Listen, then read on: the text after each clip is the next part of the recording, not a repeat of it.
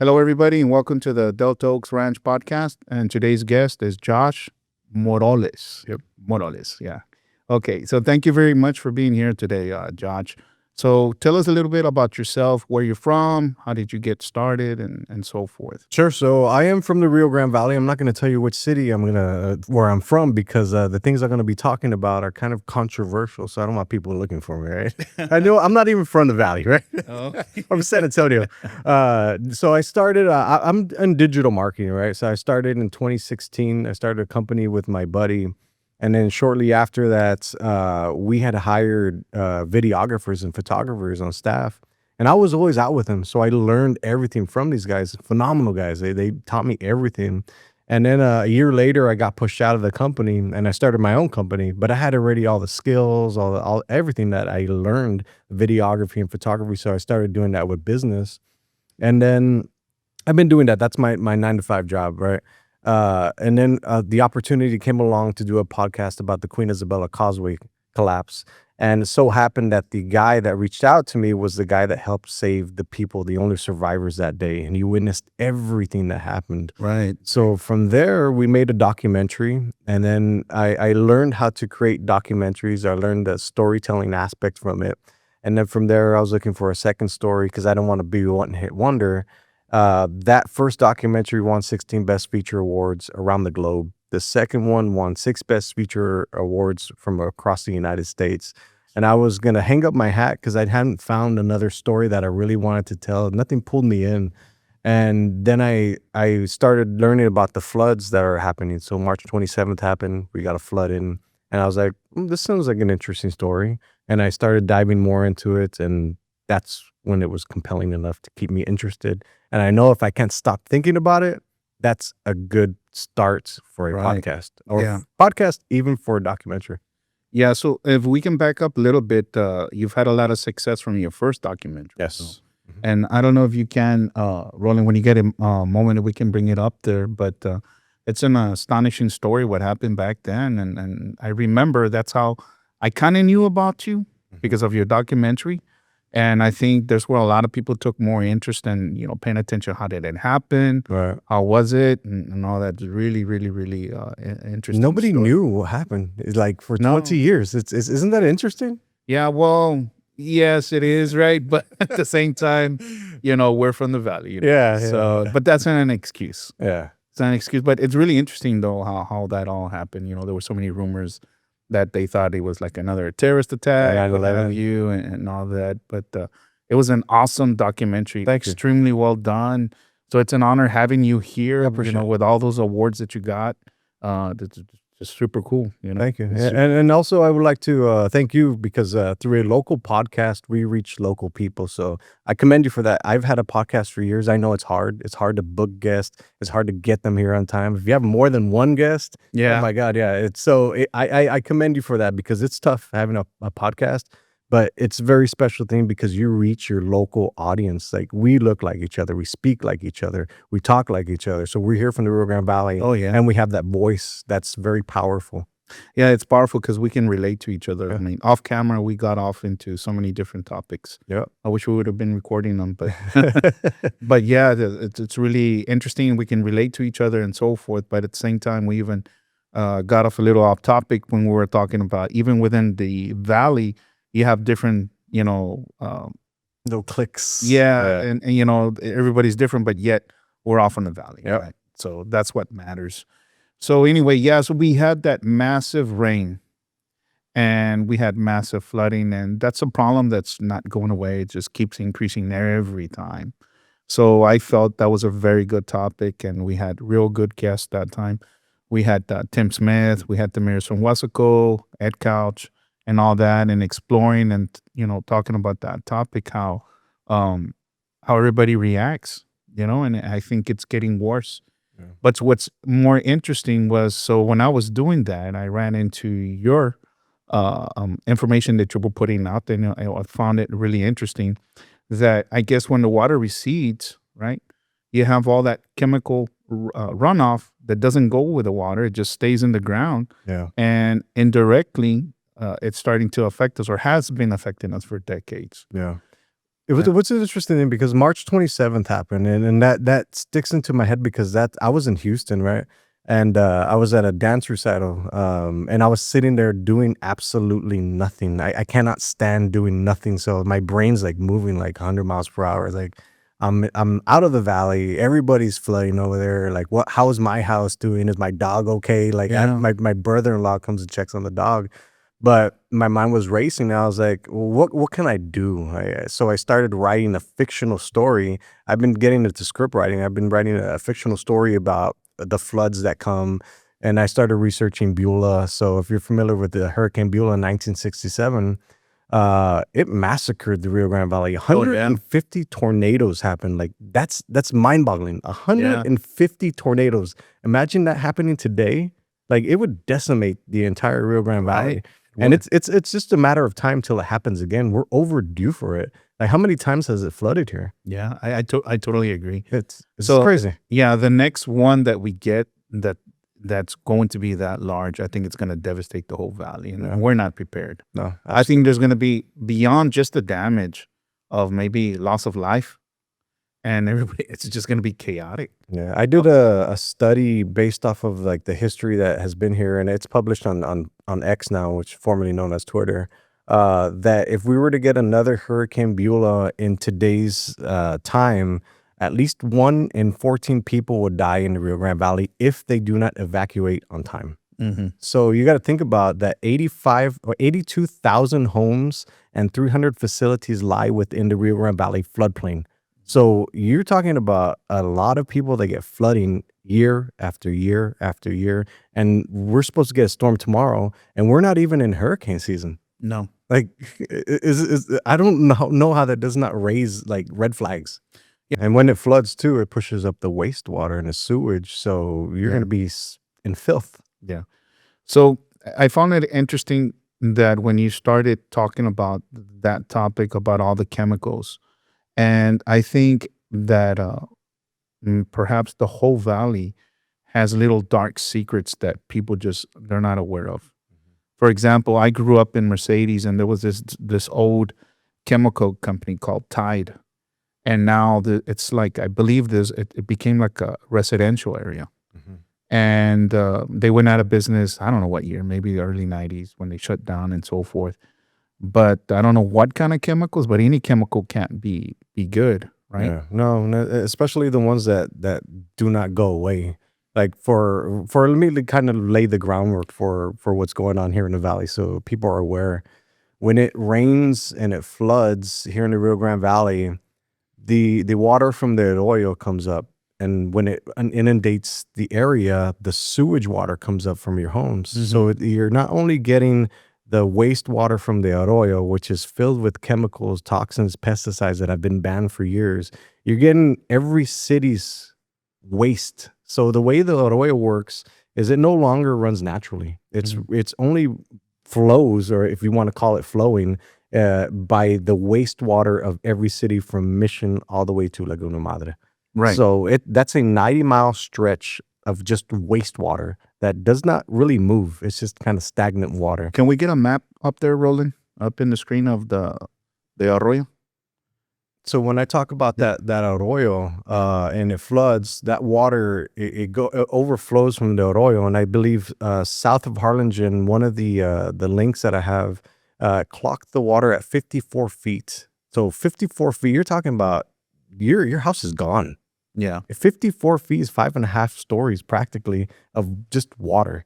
So just for those that are not privy to it, the Arroyo starts where? And where in regards to the valley? Yeah, it starts in Mission. Okay, it starts where in Mission? I'm not exactly sure. So I think one of the things on there right there, actually right here.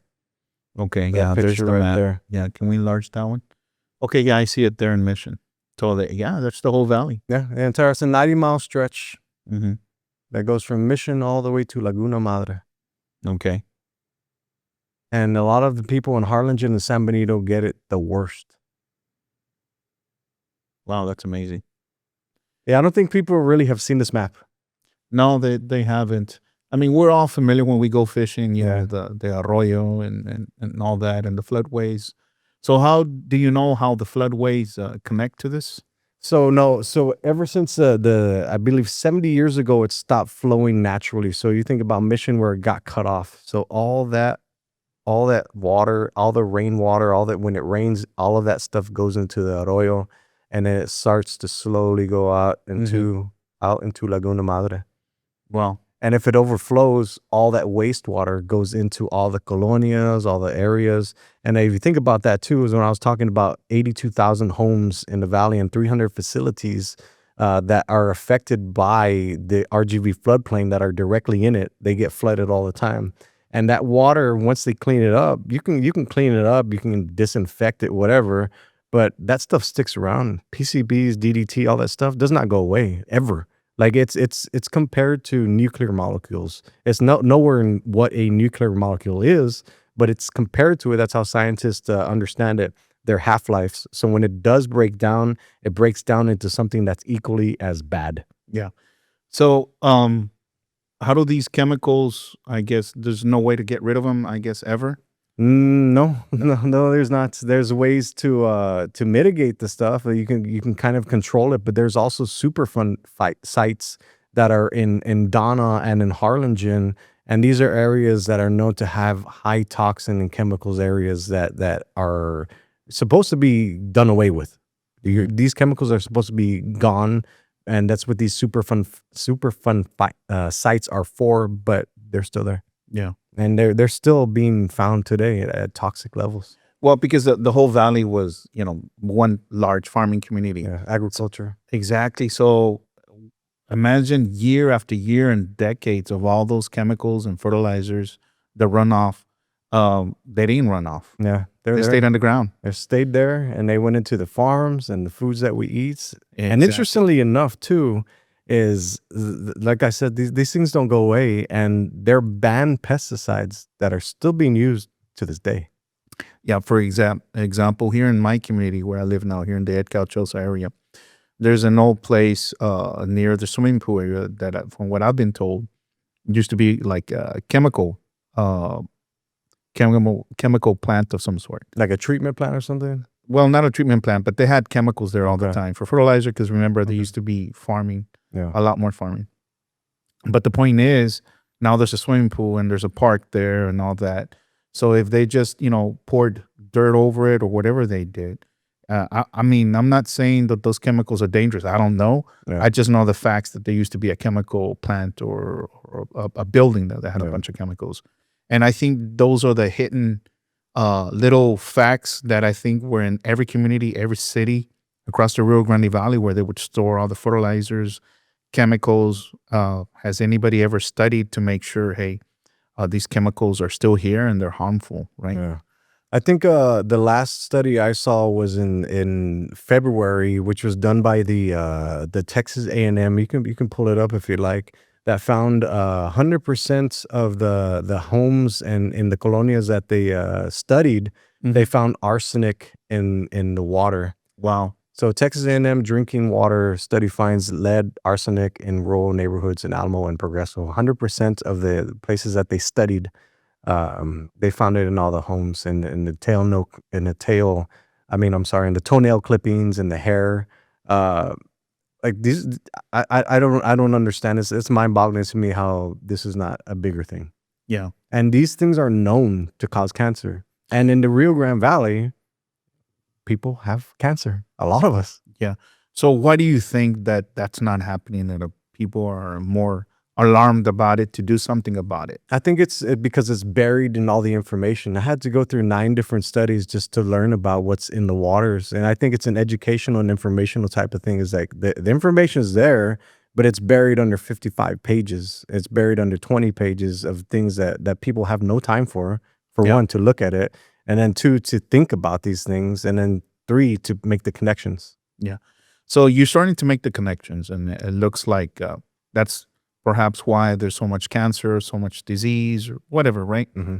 What could we do? I mean, so now we have the facts. Sure.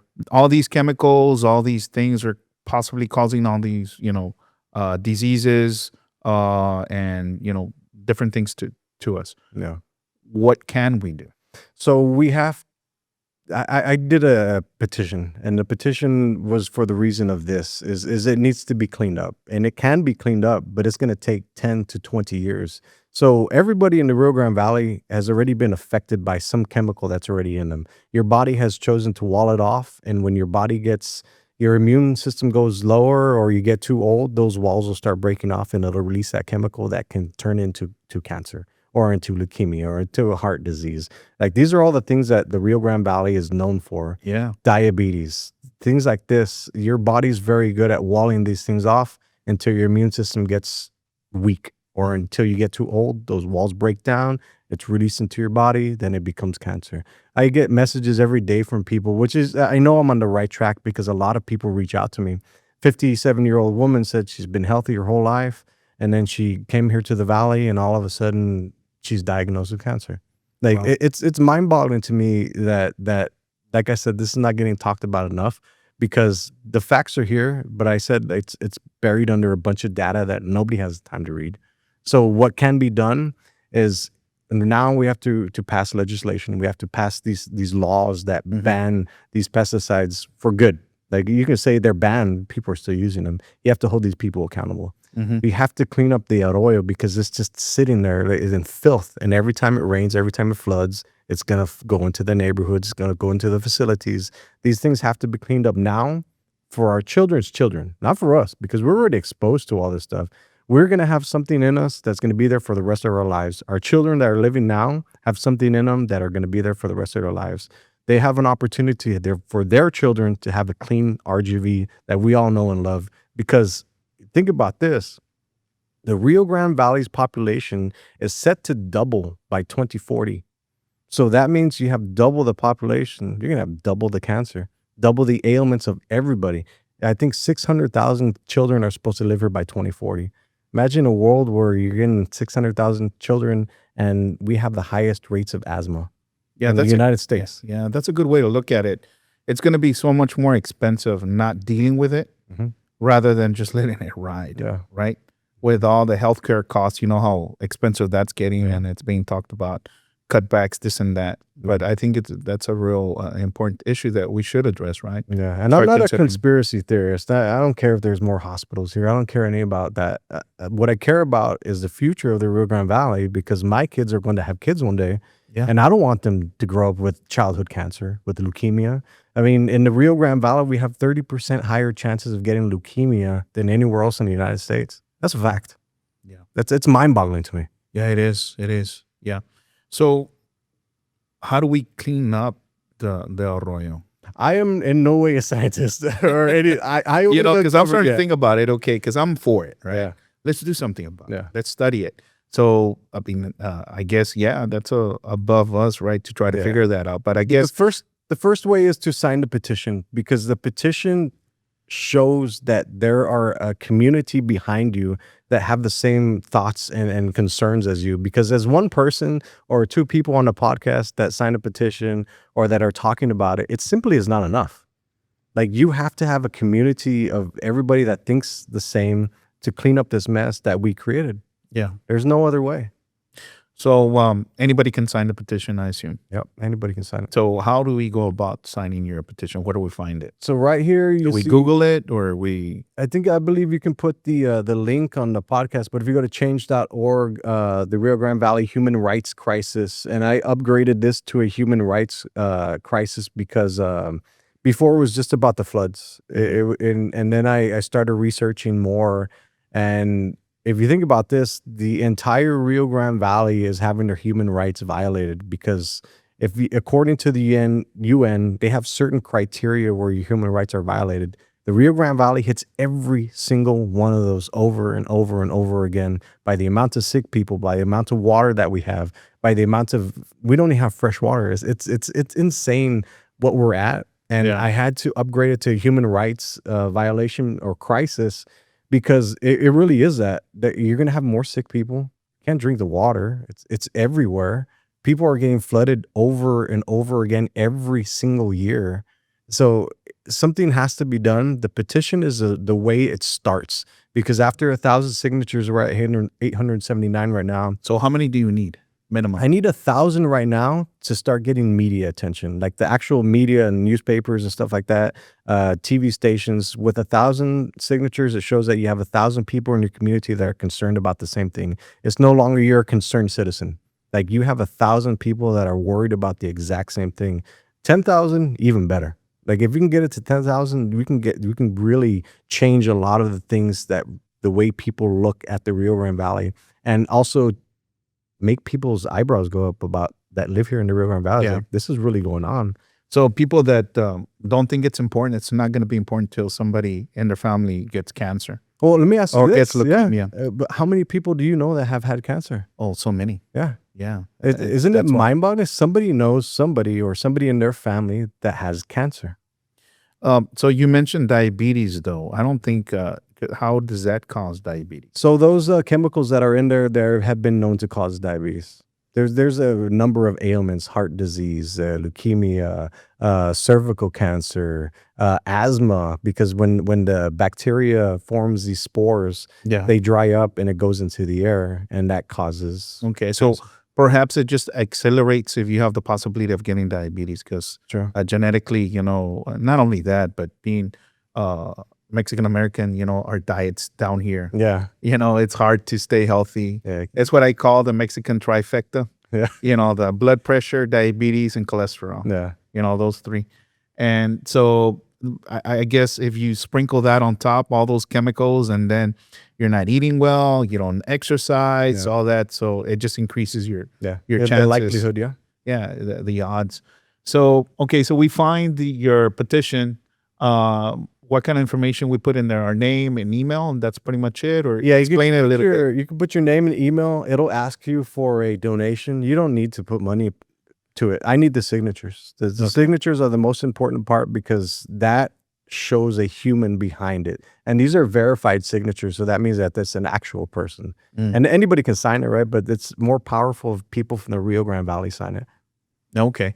So I'm seeing other information. Yeah, you can scroll up if you like. It says decision makers, Ken Paxton, and then +2. So what's that about? So those are the decision makers that actually help make a difference here in the Rio Grande Valley. Those are the people that will actually pass the laws and all that stuff. So if you think about it right here, this is what the UN has their standards right there: is the rights to clean, healthy, and sustainable environment, the right to safe and clean drinking water, the right to sanitation, the right to health, the right to adequate housing, the right to non-discriminatory and environmental justice. We hit every criteria on there. Somehow, some way, we hit every criteria on there. And you scroll a little bit more down, you can see what's actually in the Arroyo. The Arroyo Colorado and the Rio Grande Valley have been listed as the most impaired waterways by the TCEQ and the EPA. These are government agencies, by the way. Yes. Yeah. So it's not me as a digital marketer saying, hey, look, the guys, our river systems are contaminated. These are studies done by these companies that literally say that our both waterways here are highly contaminated. And on top of this, I didn't even put this in here, is that water that we're about to get from Mexico? Yeah. So we're going to get about that's a big deal right now. 350,000 acres of water, or to 400,000 acres of water. They're going to be coming from rivers in Mexico that are also highly polluted. Yeah. So we're getting more polluted water. Yeah, that's crazy. Yeah, it's interesting. But that's just a drop in the bucket. We need the water. Yeah. I mean, I'm splitting hairs, right? It's probably polluted, like you said. But the law of averages, when you break it down to all the farms and the whole Rio Grande Valley, it's maybe, I don't know, like an acre or two or something like that. So it's nothing. Yeah. But anyway, that's for another topic. We are also introducing chemicals that have never been here before, because the chemicals that are in Mexico are not the same chemicals that are here. So, Josh, what do you know about let me ask you this. Sure. So the water's polluted, or it's got chemicals, runoff, whatever you have. So if I go buy these real fancy filtration systems, Sure. It doesn't work then?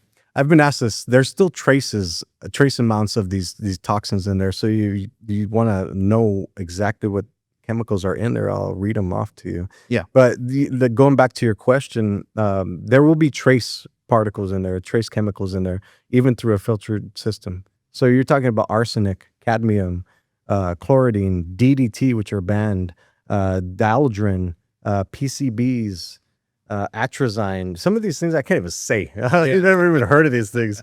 So like I said, I am not a scientist. Bad chemicals. These are the things that are in there that are from studies. There's ammonia, nitrate, phosphorus. There's fecal matter in E. coli bacteria that causes flesh-eating bacteria. Yeah. There's low dissolved oxygen, which kills aquatic life. So have you ever heard of the fish kills that happen? There's certain parts in the arroyo where fish cannot survive. So they just completely die because there's no oxygen in the water. There's selenium, there's pesticide residue from agricultural runoff, and there's heavy metals from urban and industrial waste. Like all of these things have been known to cause cancer. Right. So going back to all these chemicals that we know are here, the ratio and the pollution that are facts, right? Yeah. The facts are there.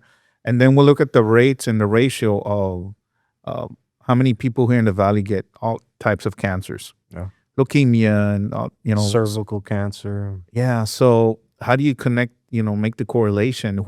How do you do it? And who's the right person to do that besides the petition so we can start proposing bills or environmental studies? How does this happen? What's the protocol? So we need to talk to civil engineers, scientists, commissioners, which I have all in my documentary. I talked to JV, which is a civil engineer, and he literally talks about the infrastructure of the Rio Grande Valley not being able to support it because it's outdated. Yeah. The commissioner talks about how there's dead animals that are floating around when it floats out. If you were lucky enough to have your animals or somebody pull in your animals out of the water, if not, they're dead. They're lying there. They're rotting away.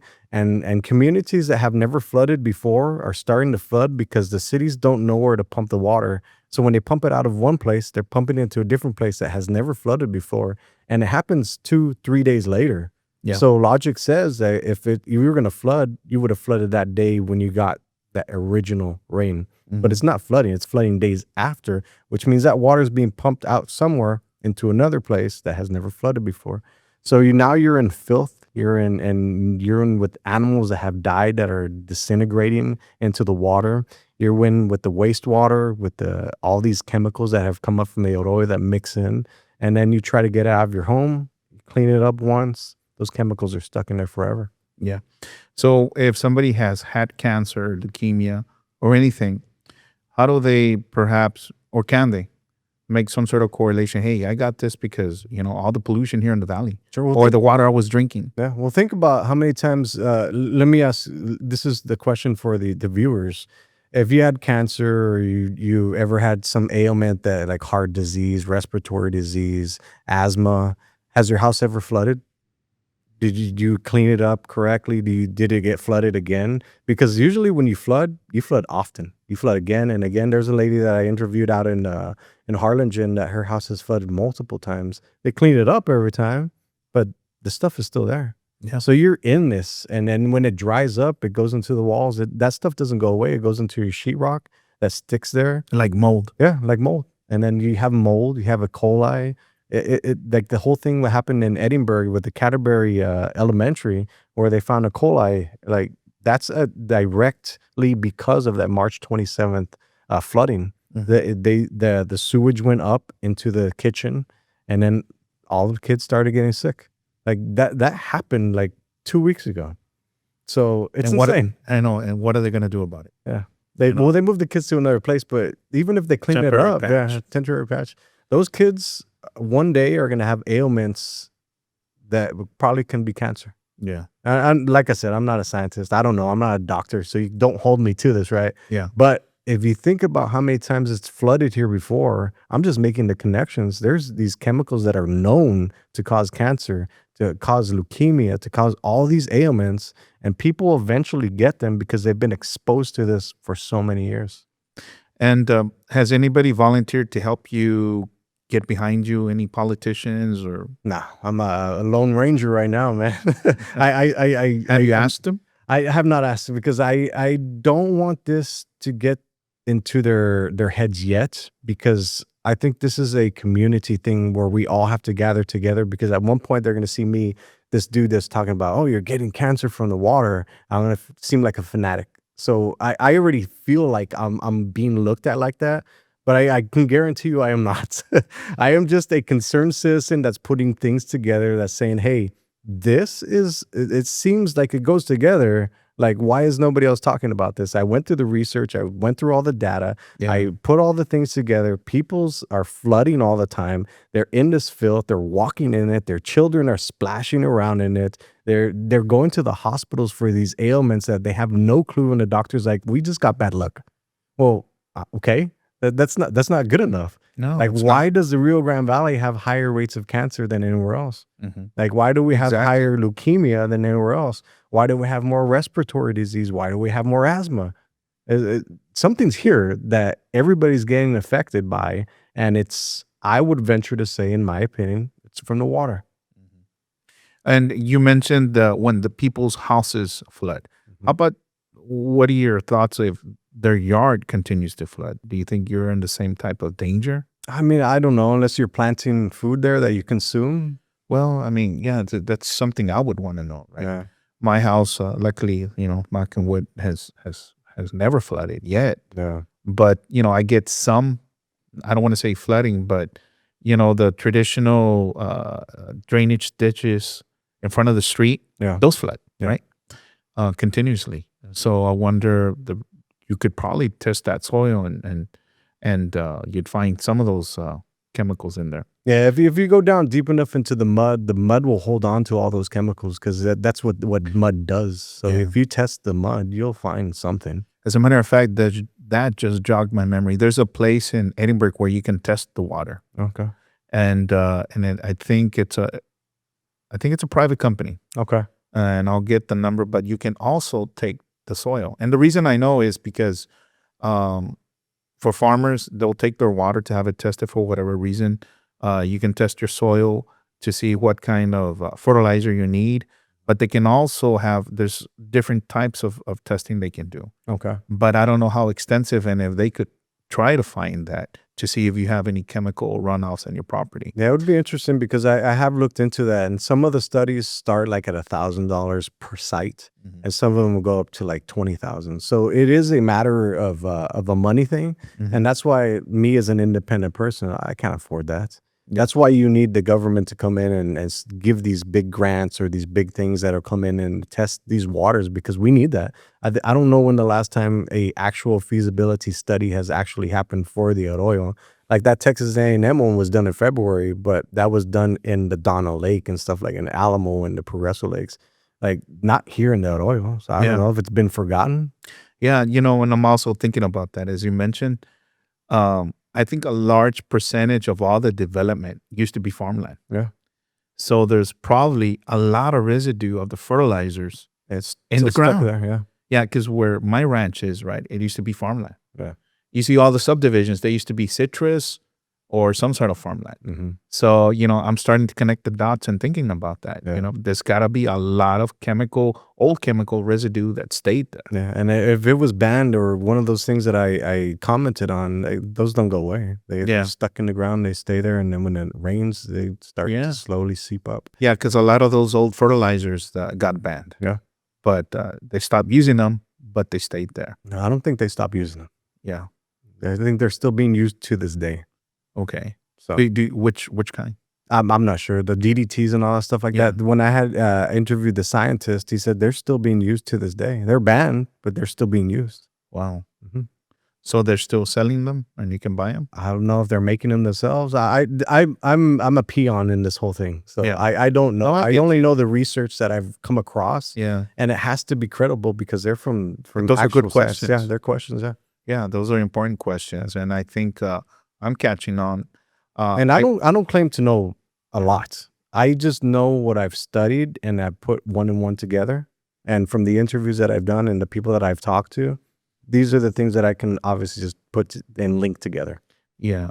And the reason it's really interesting for me is because my regular job, I work in healthcare. And it's astonishing how many people are getting sick with cancer. I deal with hospice. I deal with home health. I deal with doctors and nurses all the time. And you're right on the money. Everybody's super extremely busy on the day in, day out. They don't have time to stop and slow down to think about these things, but yet they're getting the effects because their loved ones are getting sick, getting cancer, getting placed on hospice. The misconception, a lot of people think in hospice is just the elderly, and that's true.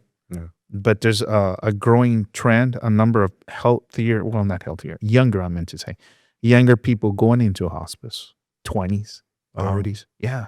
That's interesting. So that's when, so there's different angles when I, ran into your information. It says, well, I want to talk to Josh and let's explore and talk about this topic because there's different things. So, and everybody's going through the dynamics of their loved one going through cancer. They're not going to sit down, you know what, let me study why did he get cancer, right? They might think about it, but they're not going to do like you're doing it to take in the time. The extensive is they'll ask the doctor, and the doctor might not know, or he might know this is why he got it, but they don't have time to look into that. They don't. It's an interesting thing because I even came across another study that happened right in Starr County, which is right outside of the Arroyo, but the 1 in 4 people above the age of 65 have dementia there. Mm-hmm. Like that's 25% of the population of 65 and older that have dementia. Like that is an alarming number. Yes, it's growing that nationally, across the nation as well. Those numbers, I deal with that every single day in my regular job. It's heartbreaking. Yes, when you start seeing your loved ones go through that, it's something. It's very, very challenging for the families. And I don't understand why we all know or have questioned or have some assumptions like why are there so many sick people in the valley, but nobody knows why. I mean, these studies, these things, these documents, they kind of point at the reason why. So you're going to create or have created a documentary about this? Yes, the documentary is already done. It's been submitted into film festivals locally. I usually submit them into the United States, around the world. But this one is such a local story and it affects everybody in the Rio Grande Valley that I only submitted it to the local ones because that's where it would have the most power. Because if RGV residents see it, they'll be able to. There's something special about filmmaking that you can touch the person in a different way than a podcast, or here's information that you can read. You bring them along for the story. You tell it in a storytelling way that goes with them. It brings them along for the journey, and then it explains to them like this is how it works. This is what it is. So you're being entertained, and you're also being informed and educated. Yeah. So tell us a little bit about the documentary process. Sure. When you create one. So what's the difference between, for the audience?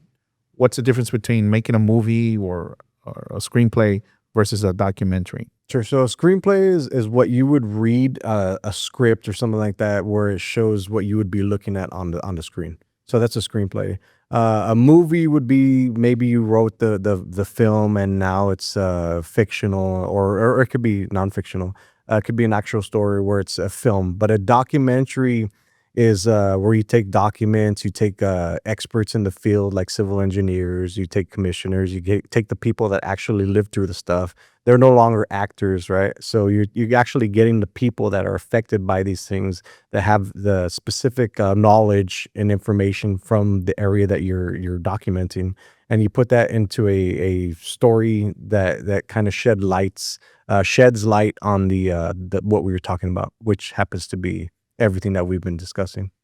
And how long does it take to make a documentary or a documentary film? Well, the first two for the collapse, it took me about a year and a half to create the documentary. The second one took me about a year and a half as well.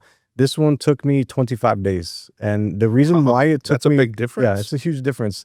I learned through the process exactly how to structure it, break it down. And there's a great thing about when you storyboard the thing, you know exactly what you're going to film. You know exactly the points. So you're not just filming a bunch of stuff. The great thing that lined up here was I started asking people from day one when I was in Houston learning about this. I started asking flood victims, can I have an interview with you? You can just tell me, because eventually you'll find some gems in there and they'll tell you a compelling story. But when I started asking that, people started saying, well, you should talk to this guy. You should talk to this guy. And it led to JV. It led to the commissioner. And it led to the people that made the story very easy to tell with what I needed to tell.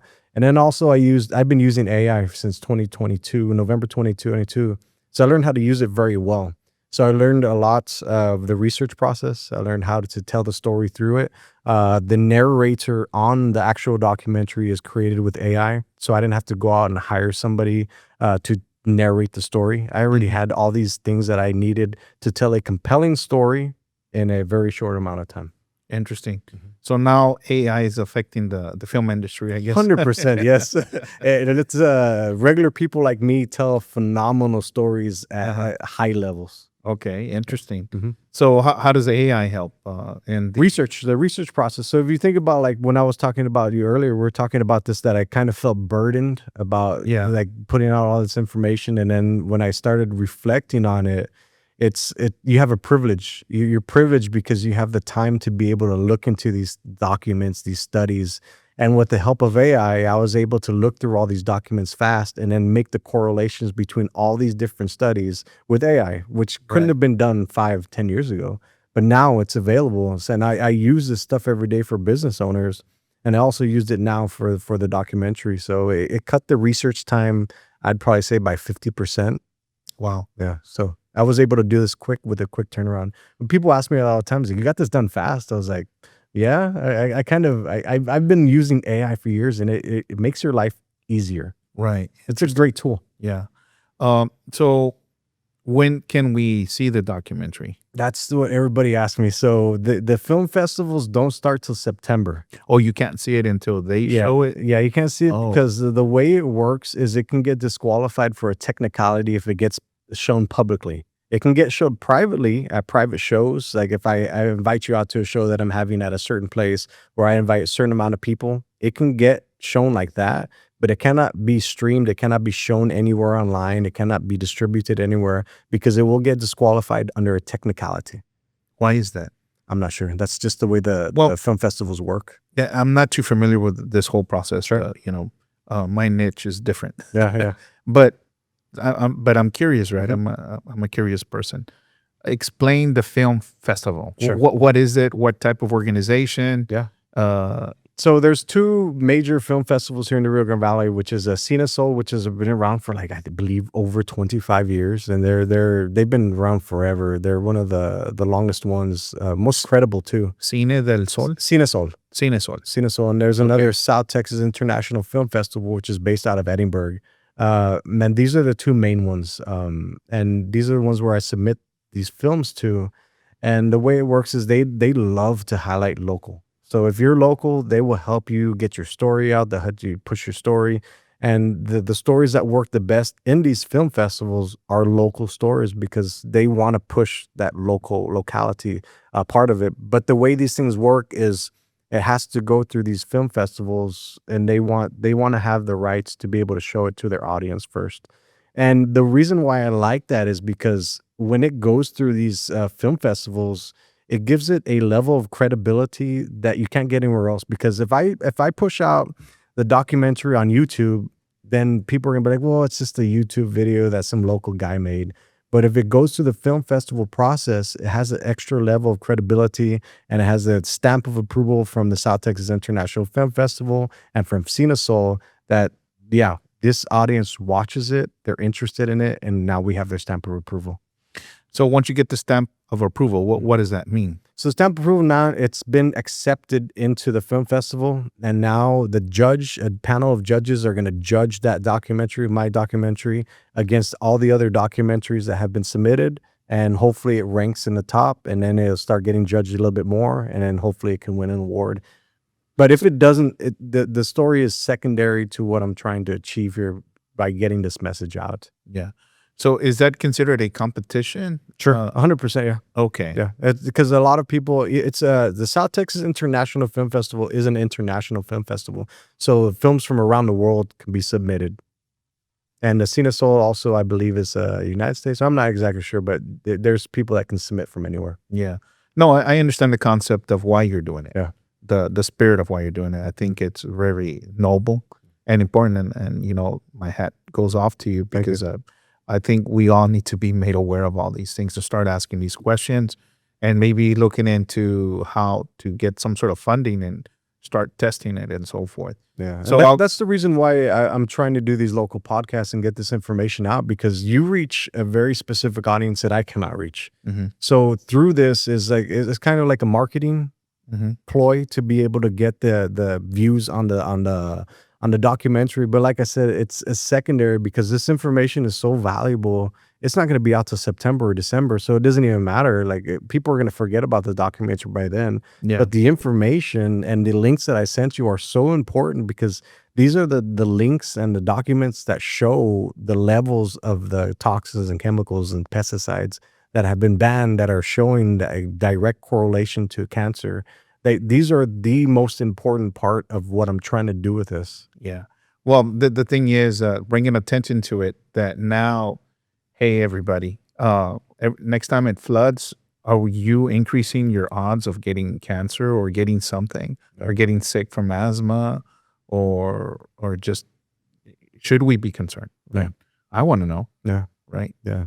You Yeah. should be concerned. I think everybody that lives in the Rio Grande Valley should be concerned, especially the people that message me every day that are still have water that are sitting there. I think back in 1967, the scientists that I interviewed told me that when it flooded from Hurricane Beulah, there was still sitting water into the 90s. So 1967 into the 90s, there was still sitting water from Hurricane Beulah. What areas was that at? Do you know? I'm not exactly sure. But No. think about that, like 82,000 houses and 300 facilities lie directly within the floodplain of the Rio Grande Valley. So they're going to flood again. Yeah. Some of the experiences that I've had, I used to be a former U.S. Border Patrol agent. And so I got to work down by the river.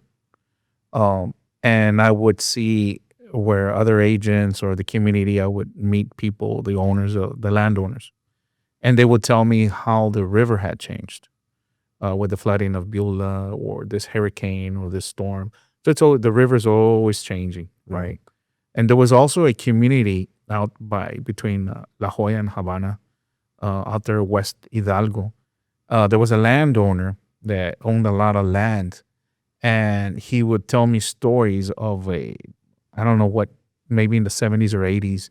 And to this day, they abandoned a bunch of construction equipment that we would see when we'd be walking in the area near the river. And that he remembered that the previous owner was pumping all kinds of chemicals into the caliche pits, and that should be explored. Yeah. It's not as populated in that area, but those chemicals and residue are there. So that's another, reason why I wanted to talk about it, And that's the question too, is like, how do you get rid of these chemicals? Like, I have no idea.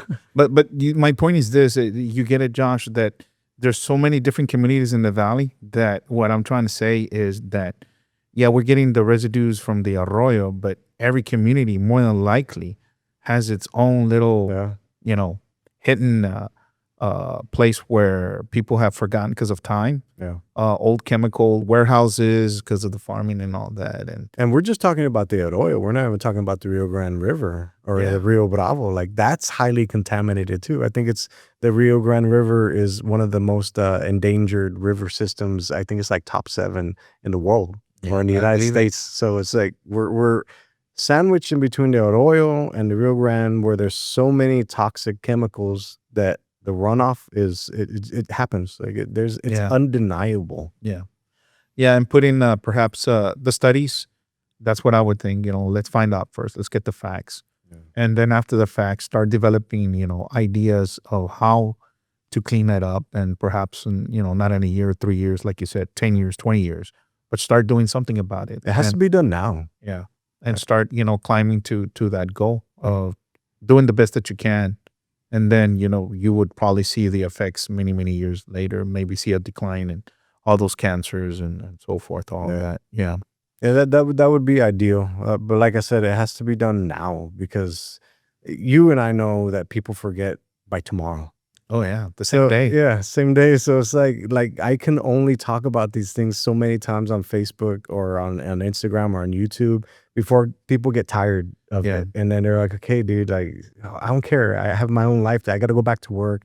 I still got to go to work, even though I have a chance of getting cancer, or that I got cancer. I still have to go to work tomorrow. Life goes on. Life goes on. Yeah, I get it. Yeah. So it's disheartening and it's heartbreaking, but these are the realities that we have to live with. Yeah, so people just, I think it's important to let them know that's why it's important. Yeah. Not that we're going to be able to make a change now, right? But we start developing the ideas and getting it to the right people, to like, elected officials, to start making some sort of bill or so forth to study the problem, right? For sure. And also I would like to extend this to anybody that's listening, your people that are listening. Try to debunk me, please, because I would love to be wrong about any of this stuff, but the facts are here. Like, like let's have that conversation. Like, he's wrong because of this, and then cite your source and cite your resources, because I would love to be wrong, but this is what the data is saying, and I don't know anything else, but that's proof. Yeah, I think it's going to be a little bit challenging to debunk you. Facts are facts, right? Yeah. But yeah, you never know. Yeah. You never know. Yep. But what else can you tell us about your next project or about your next documentary? This has consumed all of my time, man. and the reason why it has consumed all of my time is because I work with a nonprofit, Fundación Amor Infinito, and we help out the Rio Grande Valley. So we give out free clothing, free household items, and free food whenever we have it available in Alamo, San Juan, and McAllen. We have 3 different locations. And this is kind of like my life took a different switch when I turned 40. It went to more purpose-driven stuff that I wanted to have an impact on the community. And when I started researching this stuff and I came across all these documents and articles and government sites that clearly show everything that's going on, it kind of took precedence over everything else, because if I have a nonprofit that I'm helping out and there's nobody to help, it's kind of pointless. So I have to do my best to be able to tell these things in a layman way, that way people can understand it, that this is affecting everybody in the Rio Grande Valley. So this has taken precedence over everything that I can't stop thinking about this. Like, I don't know why. It's because I know a lot of sick people. I know people that have gotten cancer. People are messaging me every day. Like, it's the only thing that's on my mind, and I can't stand it. I hate it. I don't want this. Like I said, it was the burden, right? And I don't want to be thinking about these things all the time, because I go to sleep thinking about it. I wake up thinking about it. And I look at my kids that could possibly have cancer one day, or I look at my wife that could have cancer one day. Like, it affects everybody. My mom, my dad, my aunts, my friends, my people that I meet every single day. I look at them. I work with a couple of schools. I see the kids there. I was like, could they have leukemia one day, or cancer that's caused by something I know?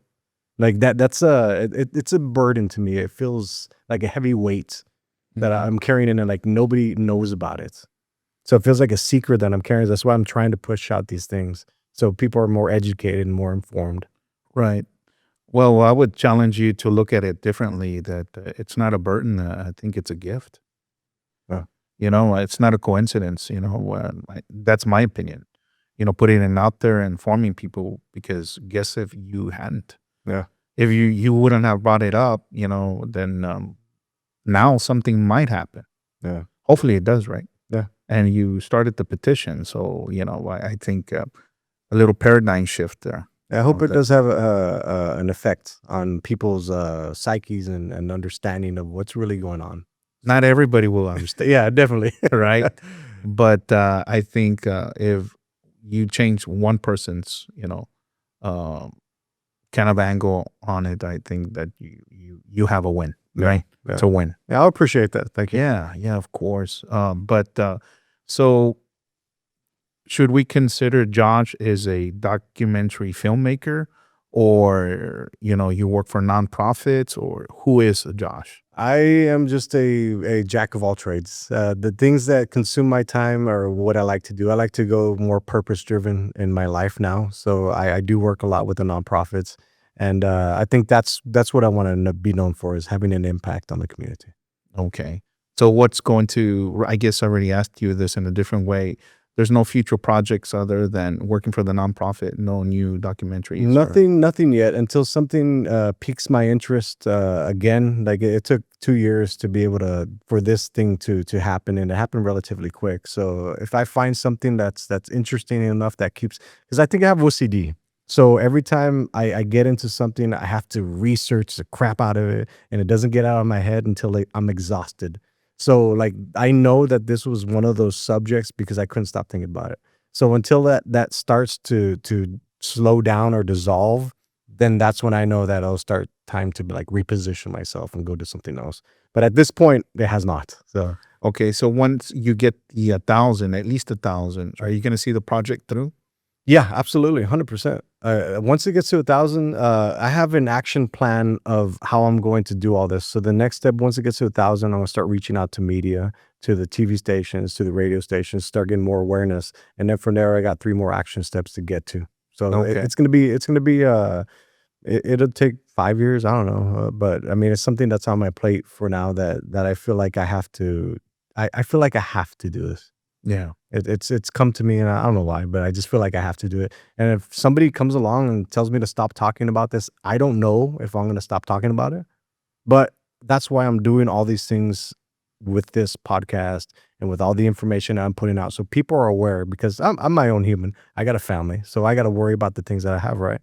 So I don't know what I will choose to do in the future. If it starts to fade out, then somebody else needs to take on the baton and take this on. But right now, I'm giving as much information out to people that they can make their own educated and informational decisions to say, hey, start thinking about this differently, and then use this research or the documentary as a starting point to start asking questions.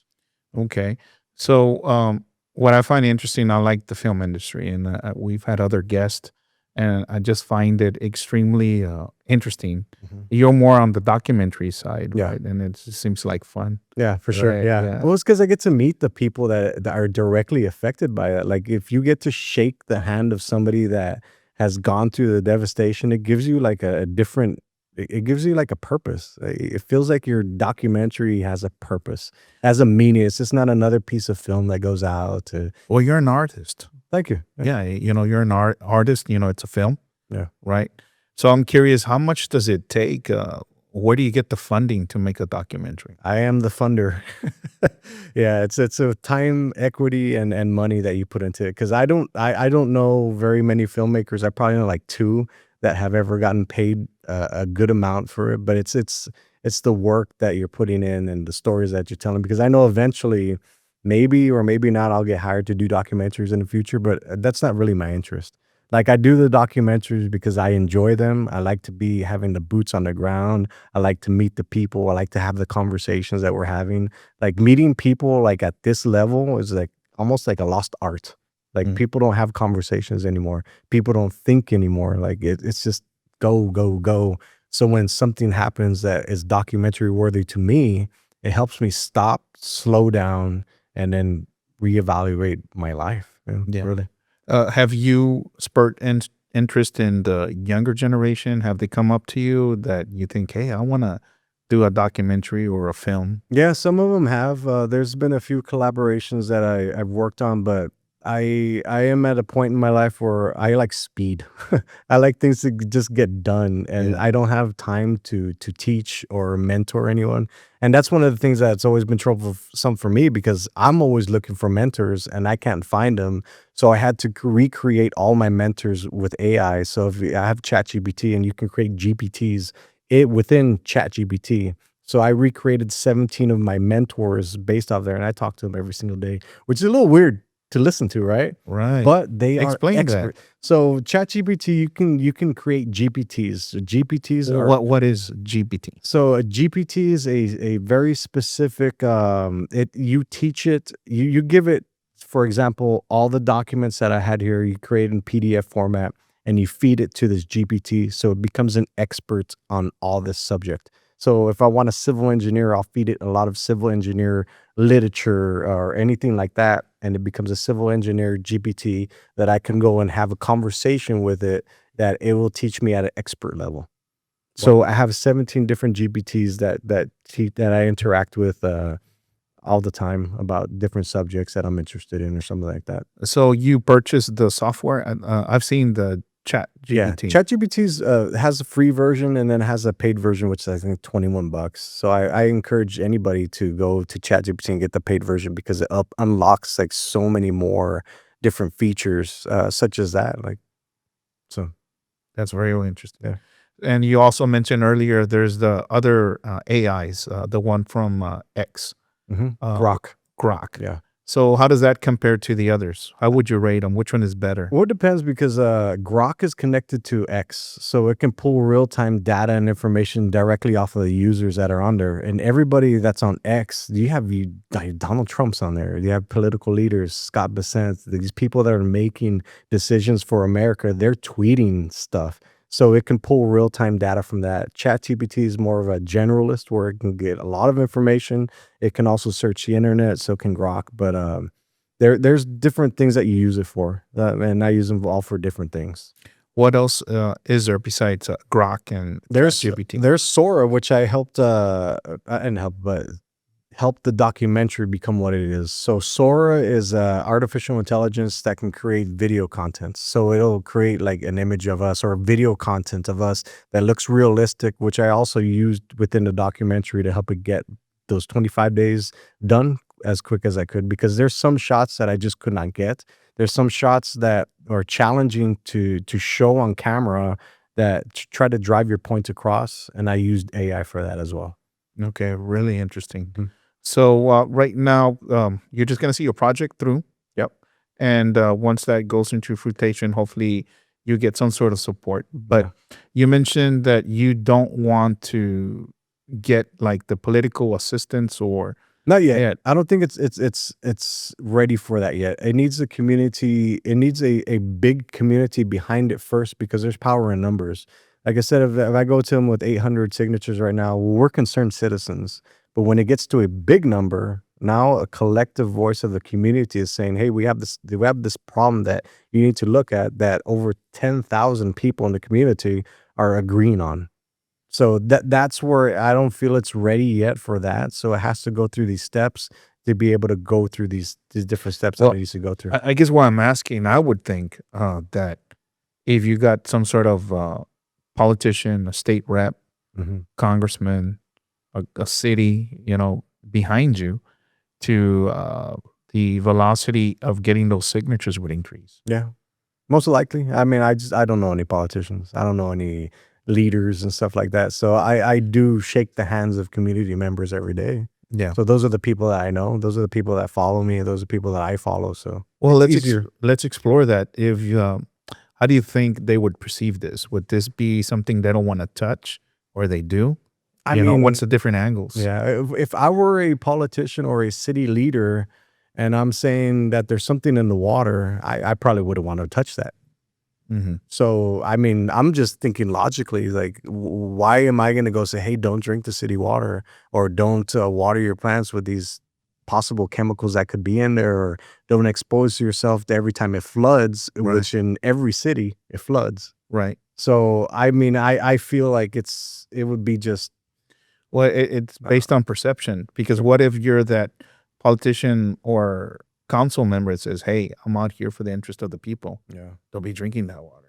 You're going to get cancer." I'm not saying that they would, right? Yeah. But we're not claiming that I'm embellishing the water. Yeah, I'm embellishing a little bit, but you see what I'm saying? Yeah. So it just depends. It would depend who you would get behind you. Yeah. I think for this to affect someone and for them to have a where a little light bulb goes off, either they would have to get cancer and ask the question why, or someone very close to them would have to have cancer. To be directly affected. To be directly affected. Directly affected. I would think that maybe a government official that has the influence to get government contracts, that would be interested. That's above my pay grade. So I wouldn't even know where to start. Yeah. But to open conversation on that. Yeah. Because, there's yearly budgets, state, federal, and so forth, and to explore that. I'm not saying I do, but I just find that it would be interesting to explore that, Yeah. The next evolution. Yeah. Let's clean up the valley. You have big projects here in the valley like SpaceX, and you have a lot of industry coming into the area and all that. I think they want a clean community For sure. You know? And I think even also with SpaceX, they are or going to get granted the ability to just dump 200,000 gallons of treated wastewater into Cameron County or the area out there, right? So just think about what implications that's going to have for the future. Yeah. So So when you say that, is that because they're about to, I think they just got granted, or they're going to become a city, right? I think they did get. Okay. Yeah, I think so. Yeah. I've been so busy. I haven't caught up on the latest. I knew it was proposed. Yeah. But- it did pass. I believe it passed like at 9:30 at night or something like that. Which is okay. interesting. So it did get passed. Yeah, it did get passed. So going back to that they got they're going to get granted to, put that wastewater back into the river, or where? I'm not sure if they have gotten granted or they're going to get granted, but I remember reading an article that they were going to be allowed to be able to dump 200,000 gallons of treated wastewater a day. Okay. So, I mean, just think about the implications that it's going to have for South Padre Island or the area out there. Like, what does that look like in 20 years? What does that look like when the Arroyo flushes out onto the Laguna Madre? The Rio Grande River goes out, it's carrying all these toxins and pesticides and chemicals. Like, what does that area look like in 20 years? Yeah. It's not That's true. That's interesting. Yeah. I mean, these are the questions that come to my mind that you just kind of put one and one together. But my question was, okay, they're getting granted because they're being the same with all the other cities, all the other communities. They're allowed to do the same. You see what I'm saying? Yeah, I would assume it's because of SpaceX. Like, where else can you put that wastewater? It has to go somewhere. I understand why the Arroyo has to have wastewater in it because it has to go somewhere. Right. Like, I'm not naive. I know that those things have to go in there, but the amount of the chemicals that are in there, that's the alarming part. Like, I understand the waste. Like, yeah, our crap has to go out somewhere, but the amount of chemicals and pesticides and toxins are in there. Yeah. That's the problem. There's where I would want perhaps a study done. How do you filter it and treat it better? Mm-hmm. Right? Because you can't stop, well, this is my opinion, you can't stop progress, just because, oh, shoot, I don't want to dump this here within reason, Right. Yeah. Well, we need to progress. We want to grow. We want to, humanity to keep growing and to develop and to maximize its potential. for sure. But within reason, right? Let's, let's treat our wastewater correctly. Yeah. So how are we going to do that? If you're going to allow them, let's just make sure that it gets tested and that whatever we can prevent, so the island, South Padre Island, doesn't change. Yeah. I don't want it to change. Yeah. Within I love that place. I was just there there are a this lot of- weekend. Yeah, a lot of people do, right? Yeah. We're in the same group, right? Yeah. South Padre Island. So I people noticed don't like me on there. Yeah, I noticed the comments, and the thing, what I do, I just don't engage. It's a I hamster wheel. love engaging though. Like, No, it's being like I don't. That's what helps me keep sane. Because you're not gonna change their opinion. yeah. They're set on their opinion no matter what. And you're just gonna go in a big circle, right? But it's entertaining. Yeah, for sure. That It's is entertaining, right? But It's a good way to get away from all the stuff that I've been embarked with, right? It's a good way to unplug so maybe my that's brain. part of your hobby too, It's looking at all you see all the comments in there and you engage it, and I'm like, okay. Also that kind, because I want people to prove me wrong. Yeah. Like, I want it. Like, I'm searching for You like the that. challenge. I like the challenge. Yeah. I want to be wrong about this, but I'm not. Like, Yeah. at this point, I'm not. Yeah. And I hope somebody does come along and say, oh, you're wrong. Yeah. But I mean, the facts are there. Is like, No, and I get that. So I love the island. Yeah. I go there. I go bicycling sometimes on a road bike. I go sailing. I have a hobby cat, and I love the island. But at the same time, I love progress. Yeah. I love it. I love getting better. So you need to just channel it correctly, because I love the environment. I love the outdoors, right? But I don't want to stop progress. For sure. I want to continue the progress of getting better and developing better ideas and better cities and this and that, and I think that that's important. The environment is so important, but the valley has so much need. Yeah. They bring so much opportunity, jobs that are much needed, very high tech jobs, construction jobs, the people living in the island, right? The dollars that they bring to the community, and it brings us to the other level. Yeah. We are at a level with having that base there that very few places in the whole world don't have it. Yeah. So this is my opinion. I'd rather have it than not. Sure. Okay, but let's do it the right way. Yeah. Imagine I'm- having that and the cleanest area Yeah, in exactly. in the United not? States. Yeah. It can happen. Yeah, It's and possible. yeah, why not? Why not? Yeah. And you would create another industry, right there. Using our tax dollars wisely instead of spending them and all these things that they found that they were misusing funds and so forth. Yeah. Some of them I understand were needed, but the waste, I was not for that. It was a good project though. Like that whole Doge thing, it served its purpose. Like it did what it needed to do, and it was a good experiment, and it worked, and it found a lot of money that was being misallocated, but it wasn't at the level that they thought it was going to be. So Yeah, I'm all for accountability. Yeah. Accountability is extremely important.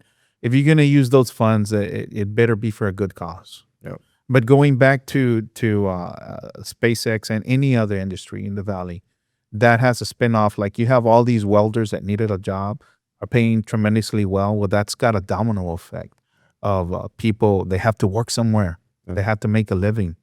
But we also have to take care of the environment. Let's just do it the right way. I think it was just unchecked decades and decades of the farmers, because that's all there was. They had a lot of power back then. yeah. Perhaps I think they still do, some of them. But hey, a balance of power, Yeah. right? For the good of all of us, For sure. not just one side or the other or in the middle, all of us. We all live here. Let's do it right. Let's keep it clean, but let's keep the progress. Can we meet somewhere in the middle to do it, and take those forward steps correctly together? Yeah. Not one of us, but together, right? For sure. Yeah, that's my opinion how we should look at it. And but that's really interesting. I didn't know that up to 200,000 gallons a day. Yep. And what kind of treated wastewater? so my first question, what does treated water mean? Does that mean the raw sewage?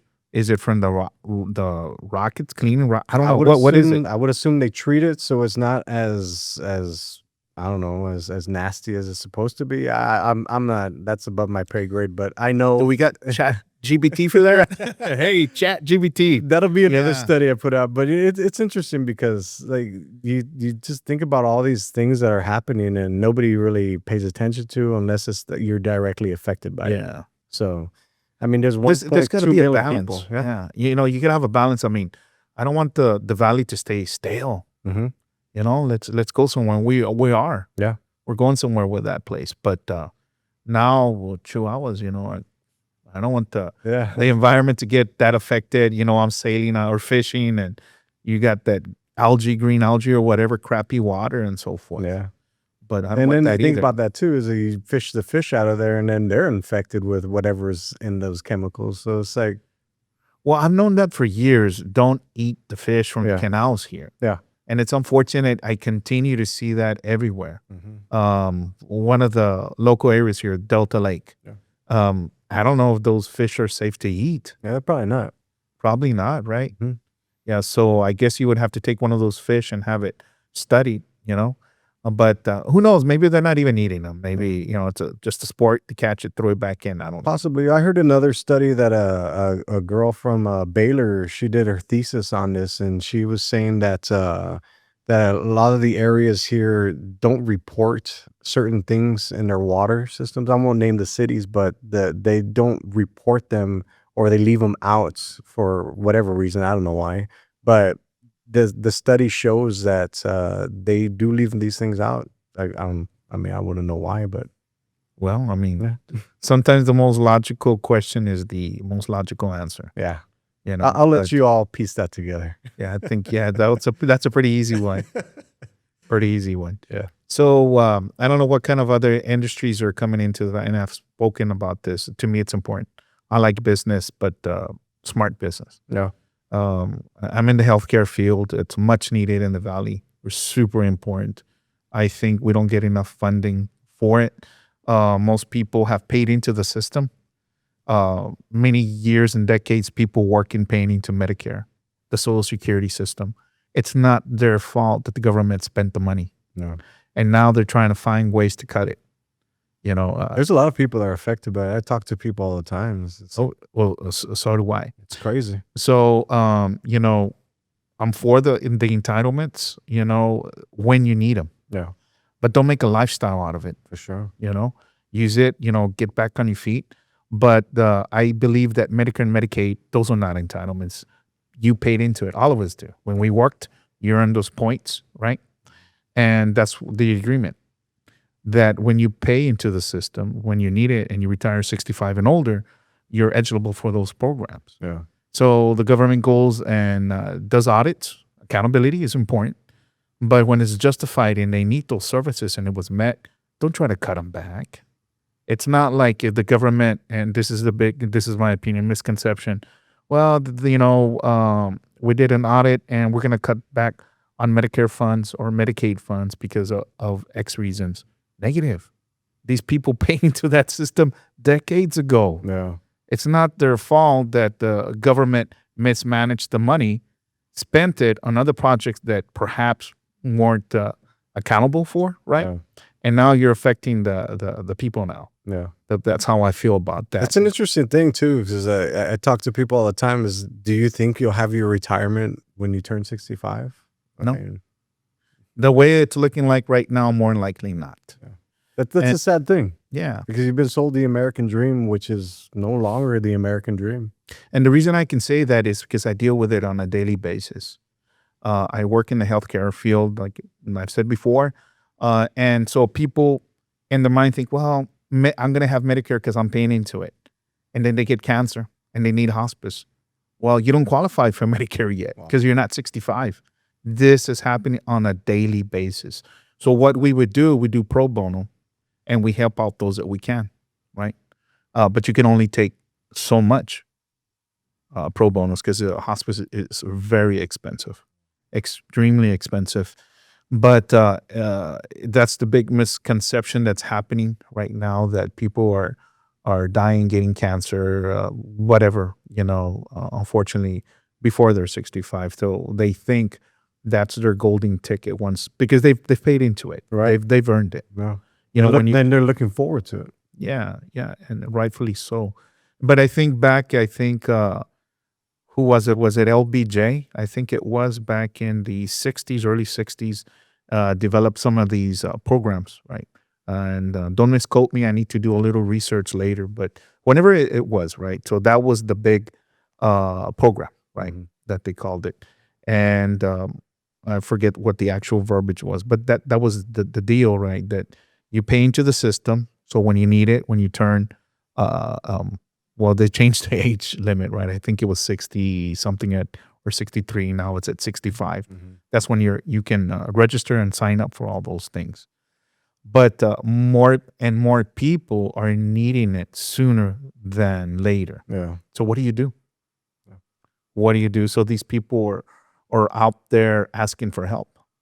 And then people that work on a regular job where they have the traditional coverage of private insurance, it doesn't get covered. So what do you do? So that's another dilemma that's happening. Yeah. That I see the trend, and we have some ideas how to help these people, you know, for private pay and the future and all that. But it's interesting because yeah, I mean, I'm 43 and I want to retire one day. So like, what future do I have to look forward to? Yeah, so you have to plan now. Yeah. So like a lot of people, not everybody, but most people start putting money away, their 401k, different retirement plans. They buy some land that they can sell later, things to plan for their retirement. So what happens if, let's say you do make it to 65 and you have, you're counting on Medicare to get hospice. Hospice is a Medicare product, and by Medicaid as well, that can be covered. There's a lot to it. It's a whole podcast in itself, right? But so you use it, right? But if you have accumulated wealth And wealth, what I mean, can be just your house. Sometimes Medicaid won't cover. So there's different angles that, interesting. So you have to sell your wealth. And wealth, what I mean is you can just have a car, Yeah. a house, Your things assets. exactly. Your assets are considered your wealth. So you have to sell all that or give it to your kids, and your kids don't want it because now you have a $200,000-$300,000 home that somebody has to pay the taxes on it. Yeah. So it's like a hot potato, you want to give it, because healthcare is so expensive, right? So I see a need for for people to pay for a system. So if when you need it, you don't have to sell your assets. When I see families reaching at 65 and they get dementia, right? And they need more than just regular hospice. They need 24/7 care. They have to sell the house. They have to sell this, things that took all their life to pay it off. Yeah. And they have to sell it to take care of them, which is fine. But the parents wanted to leave that as a inheritance. Right. So I see a need where people, instead of having to sell your assets, your home or your car, whatever you had, right? If you private paid into a prepaid program, right? So, and don't count on Medicare, Medicaid, because those are, depending on whoever's president is always changing. Yeah. It can change. Don't count on it. Right? Every 4 years. Yeah, every 4 years. So, yeah, so I see a need on that. And I see the growing trend on people getting dementia at a very early age. And a lot of it, it's like a type 3 diabetes is what they call it. Okay. What's that? Basically, it's, you get dementia, and I'm not a clinician, by the way, right? But I can get better verbiage, and we can talk about it later, maybe on a completely different podcast on that. But basically, you're a diabetic, so that increases your odds of getting dementia. Interesting. So you get the arteries, you get strokes or heart attacks because you on your arteries or veins or what have you. But in your brain, you're also getting all that plaque. So you start getting that type of diabetes, which is, I believe it's called something like type 3. Yeah. And so that's why you start getting dementia at an earlier age. Wow. And it's amazing how much sugar and carbohydrates just on a regular diet that we're consuming on a day that creates that, compared to years before. And all the chemicals and ingredients that go into the processed foods. So that's why I took interest in listening to what RFK Jr. Was talking about, like the dyes, all those chemicals. It makes which are banned, which are banned everywhere else around the world. Yeah. I've traveled around the world, and did you know, like in parts of Europe, you cannot buy like the Pringles? Yeah. Unless you're 18 or older, like if they were Really? cigarettes. I did not know that, huh? Yeah, nearly. And parts of Germany and France, unless you're 18 years or older. Is that because now you get to decide what you put in your body? Exactly. Wow. Well, supposedly, Yeah. that you can be smart enough to, Yeah. that, and certain foods and so forth. But the dynamics and the I guess the habits of people are very, very, very different everywhere Sure. around the world, from Mexico, Canada, especially here in the U.S. and Europe. The traditions. Yeah. Like over there, traditionally people will drink wine, in a meal. And here in the U.S., what's the first thing everybody breaks out? Cokes, soft Yeah. drinks, Yep. So I'm guilty of it, Coke Zero is a hack, though. Yeah. But here's all the pollutants in there, right? It's an interesting thing what we put in our bodies. But I mean, even is the water as clean? So it's Yeah. like, Yeah, at exactly. this point, it could be the Coke Zero that's healthier. But Josh, how clean can you get the water? I mean, if there's still traces, I mean, is it at a level that's really going to affect us? No, I drink Yeah. bottled water from a spring up in somewhere in Texas that I buy from HEB. So I'm assuming that HEB would sell me Right. something that is full of chemicals. Well, I go back to that even supposedly that drinking water from plastic is bad yeah. because you get some sort of like real small When it gets traces. too hot, yeah. Yeah. Yeah. So, I don't know. I What mean, can you do nowadays? yeah, how drastic of a change do we really need to make? That's an interesting thing. Yeah, because drinking water from plastic bottles, buy only glass, right? Can't eat Takis. Oh yeah, especially, and I think there is a correlation on that because I don't let my kids eat those the Takis Yeah. because they have all those chemicals in them, and it has shown right that they get stones Yeah. from that, right? It is what we are what we eat. Yeah. Oh, that interesting, but and then I seen places like where there's glaciers over there by Jasper and Banff in Canada. And that seems like pretty pure water when you see it coming out, right? Mm. Glacier water. I mean, those have contaminants in them from the Yeah. dinosaurs. I don't know, right? Something that we never even heard of. Yeah. So I mean, I guess what I'm saying is how clean is clean. Yeah. Well, What's acceptable? Yeah. The only thing I don't know, but I do know that there are patterns, especially like for the Rio Grande Valley, when you start to see higher rates of cancer, higher rates of leukemia. Yeah. There's a pattern there that's saying this is not isolated. Like the people from this region are at a higher level than anywhere else in the United States. So that kind of like that throws up a red flags like, hey, something's going on here that doesn't make sense. Right. So Yeah. No, I totally agree. And like I said, there's a dramatic increase of dementia in the Rio Grande Valley. Yeah. At an earlier age. So what the hell's going on? Yeah. Is it the contaminants from the flooding and all that? And so am I going to get it? Because I got exposed to it more at a younger age. I don't know. Yeah. What's going to happen? Nobody knows until you're faced with it in the doctor's office or the doctor tells you have cancer. Like imagine that. Imagine going to the doctor to get tested for something at 43 years old. Yeah. And then, sir, you have cancer. Yeah. Like how? So talking about these subjects, Josh, right? What's the most interesting person that you have met, perhaps, or you would like to meet to bring attention to this? I think that would be a good idea. You need perhaps somebody that has influence of some For sure. sort, right? Who would be a target person or organization to, besides, I guess, the United Nations, I mean, right? But Bronco 956 for sure.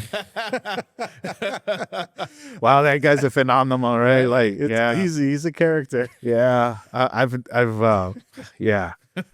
I think anybody in the valley that can just share or talk about it, like just look at the links or something, like just take responsibility and take accountability that these studies are out there. Do a little bit of research, throw it into AI and see what you can come up with, because anybody has access to this stuff. It's just not me. That's why I'm on a mission to share all these links to everybody. And I'm glad you're doing it. Yeah. I'm glad you're doing it because they're not going to do it, Josh. Right. Somebody's got to do it. Yeah. Somebody's got to do it. Somebody's got to take the time to crunch the numbers, try to assist in doing the correlation, because it's unfortunate that, we joke about it, but I'm damn sure if I had Bronco 956 saying that right now, oh shit, Bronco said it. Did you hear? Yeah, Bronco said it's got to be true, and Yeah. and it's I'm laughing about it, but I bet you would have For sure. that petition in an hour. A million signatures Yeah, already. that. Hey, you don't know, Josh. Maybe hey, Bronco, help me out, man. You're gonna get cancer. That fights off cancer. But it's yeah. We can joke about this. Yeah, right? but it would work. Yeah, It would. That is the reality of what we live in. Yeah, the place that we live in, right? That It's a good laugh. yeah, it is a good laugh, but it's a funny thing that I think you would get a lot of signatures. For but- sure. Yeah, but anyway, so who other than him do you think you could consider perhaps? You never know; they might be listening, and we can send them a link of, hey, help me out. I think the community. I think the community is strong together. Like if you just signed a petition or start talking about this or start questioning why do 2 or 3 of my sisters and my mom have cancer, and then am I available to get this too? Like I think those questions, or why did my neighbor, or for example, a lady sent me a picture of her home in Edinburgh. She lived on a cul-de-sac, her house, and then there's like 5 houses and then 3 more houses. I said every single person in those houses, somebody has cancer. Yeah. I mean, that's ridiculous. Yeah, so whoever is listening, if a loved one has ever had cancer, dementia, And you've never gotten an answer why. yeah, if you're curious, sign the petition. Yeah. Let's find out. We're not saying that we're going to get you the answer, but at least we can start walking down that road And have right? a conversation. Yeah, and let's open up, because maybe we'll find something else out. Maybe it wasn't that. It's something else nobody knew about. Yeah. But let's rattle that cage, right? Yep. And let's see if we can get some support for you and get people to sign that petition and get you those 10,000 signatures, right? I more appreciate than that. 1,000. Yeah. Yeah. So talking back about the future, Josh, so where are you going from here after this? After you see the project through, anything, a special I don't know. documentary? I don't know yet. I'm gonna see this through. I think this has landed in my lap for a reason. I don't know why, but I do like to see things through. Mm-hmm. So I will continue this quest until I finish the action plan for the petition. And then once the documentary goes to the film festivals, I don't know what I'll do after that. I'm sure it'll come to me, because the things always just come and fall on my lap, and then I'm presented with it. So Right. Well, you have my support. You have my platform. I love bringing, interesting topics. And I think this is not just interesting, it's an important topic. yeah. Because I deal with it, like I said, every day. And a lot of people out there, whether they know it or not, you're dealing with it. Yeah, know. my hopes are that somebody says that this is one of the most important documentaries that the Rio Grande Valley has to see Yeah. because of what it exposes. Like, I think that at that level of the influencers and all that stuff, if they say that this is one of the most important documentaries that the RGV needs to see, that's fulfillment enough for me. Yeah. Well, I hope you find the correct influencers. For sure. I'll take anybody at this point. But yeah, let's get you the correct influencers out there to support and get behind you. And because even all those people, You want to say his name. You want to say it. No, actually, I was thinking of somebody else, man. But yeah, but there's a lot of interesting characters. Characters. Yeah. Characters is the right word. Yeah, just here in the valley. Yeah. Just here in the valley, right? Yep. Yeah. But thank you so much for joining us today, Josh. It was a pleasure, and you have our support, and we'll help you fill out all those petitions here in the community and from our podcast. Awesome. I appreciate it. Yeah. Well, so thank you very much for joining Absolutely. us. Yeah. Thank you. Yes, sir. Thank you. Yes.